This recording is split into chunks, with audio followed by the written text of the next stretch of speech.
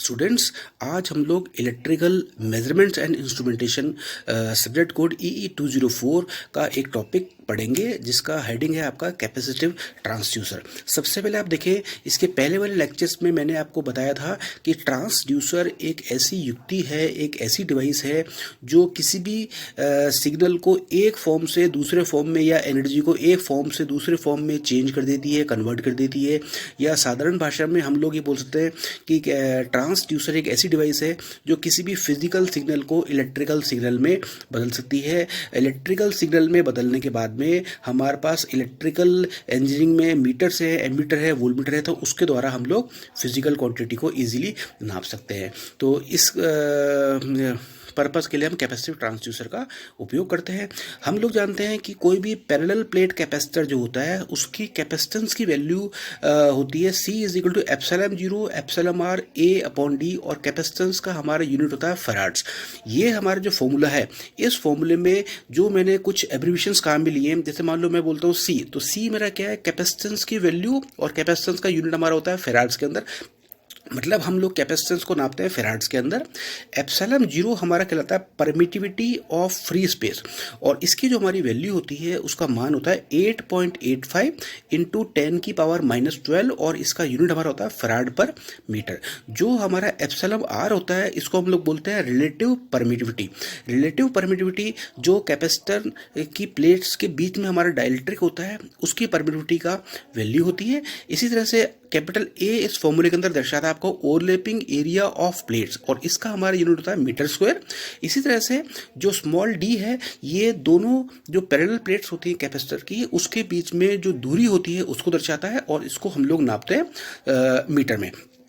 तो आप ये देखें, इस कैपेसिटिव ट्रांसड्यूसर के द्वारा जो भी अगर हम लोग कोई फिजिकल क्वांटिटी नापनी है हमारे को, तो उसके द्वारा, उस फिजिकल क्वांटिटी के द्वारा हम लोग एप्सिलॉन R A या D में चेंजेस करते हैं, इनमें बदलाव करते हैं, और उन बदलाव के द्वारा हम कैपेसिटेंस की वैल्यू में चेंज करते हैं, और इसके द्वारा हम लोग कोई भी फिजिकल क्वांटिटी को नाप सकते हैं।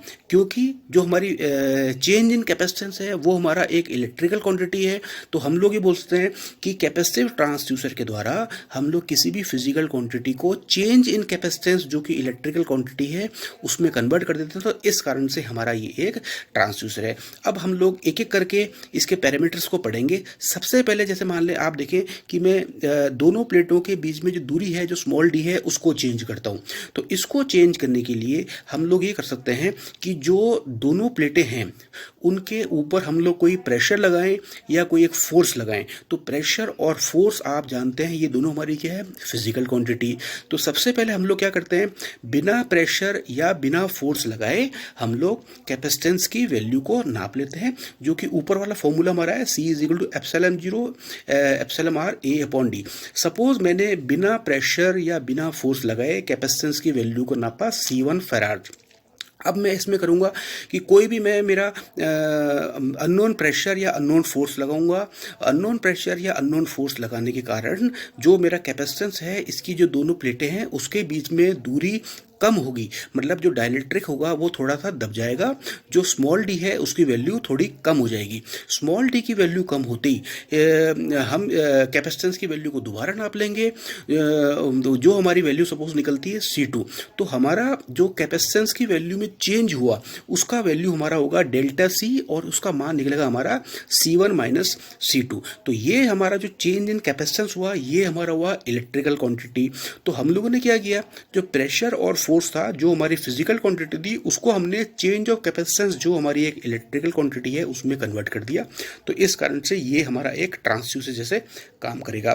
दूसरा हम लोग लेते हैं इसके अंदर, अगर सपोज हम कैपिटल A जो प्लेट्स का ओवरलैपिंग एरिया है उसको हम लोग चेंज करते हैं। इसके लिए हम लोग क्या करते हैं, सपोज हमने पैरेलल प्लेट कैपेसिटर की नीचे वाली प्लेट को हमने फर्श पे या किसी टेबल पे फिक्स कर दिया, और जो इसकी ऊपर वाली प्लेट है उसके ऊपर हमने कोई डिस्प्लेसमेंट, कोई वेलोसिटी या कोई स्पीड लगाई। तो अगर हम ये लगाते हैं इसके ऊपर, तो क्योंकि नीचे वाली प्लेट फिक्स है और ऊपर वाली प्लेट हमारी मूवेबल है, तो हमारी ऊपर वाली प्लेट हिलेगी, और उस के हिलने के कारण हमारा कैपिटल ए मतलब प्लेट्स का ओवरलैपिंग एरिया चेंज होगा।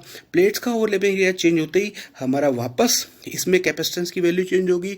तो हम लोग क्या करेंगे, प्लेट्स को हिलाने के पहले और प्लेट्स को हिलाने के बाद में दो कैपेसिटेंस की वैल्यू को नाप लेंगे और दोनों के बीच में हमारा जो डिफरेंस होगा उसको हम लोग बोलेंगे delta C. Delta C is equal to C1 minus C2। और ये हमारा जो डेल्टा सी होगा ये हमारी एक इलेक्ट्रिकल क्वांटिटी है। और हमारा जो प्लेट्स के हम ओवरलैपिंग एरिया चेंज कर रहे हैं वो हमारी एक फिजिकल क्वांटिटी हो जाएगी, जिसको हम किसी भी डिस्प्लेसमेंट वेलोसिटी या स्पीड जो कि फिजिकल क्वांटिटी है उसके द्वारा हम चेंज कर सकते हैं। तो हमारी physical quantity change in capacitance जो हमारी एक इलेक्ट्रिकल क्वांटिटी है उसमें चेंज होगी। तो इस कारण से ये हमारा एक ट्रांसड्यूसर से काम करेगा। लास्ट आप लोग देखें कि हम लोग एप्सिलॉन आर को किस तरह से वेरी करते हैं। एप्सिलॉन आर मतलब रिलेटिव परमिटिविटी, जो कैपेसिटर की प्लेट के बीच में डाइलेक्ट्रिक लग रहा है उसकी परमिटिविटी की वैल्यू कितनी है, उसको अगर हम लोग चेंज करें तो हम लोग वापस इसको एज अ ट्रांसड्यूसर काम में ले सकते हैं। सपोज कोई हमारा एक कमरा है जिसके अंदर हमारे को ह्यूमिडिटी नापनी है, तो हम लोग क्या करेंगे, सबसे पहले कैपेसिटेंस की वैल्यू को नाप लेंगे। C is equal to epsilon 0 epsilon r A upon D, ये हम लोगों ने नाप लिया। फिर उसके बाद में हम लोग इस कैपेसिटर को उस कमरे में ले जाएंगे जिस कमरे की हमारे को ह्यूमिडिटी नापनी है। तो उस कमरे की अगर सपोज उसके अंदर कोई मॉइस्चर है, उसके अंदर कोई नमी है, तो क्या होगा, जो डाइलेक्ट्रिक है हमारा उस कमरे की नमी को अपने अंदर सोखेगा, जिसके कारण उसकी परमिटिविटी चेंज हो जाएगी।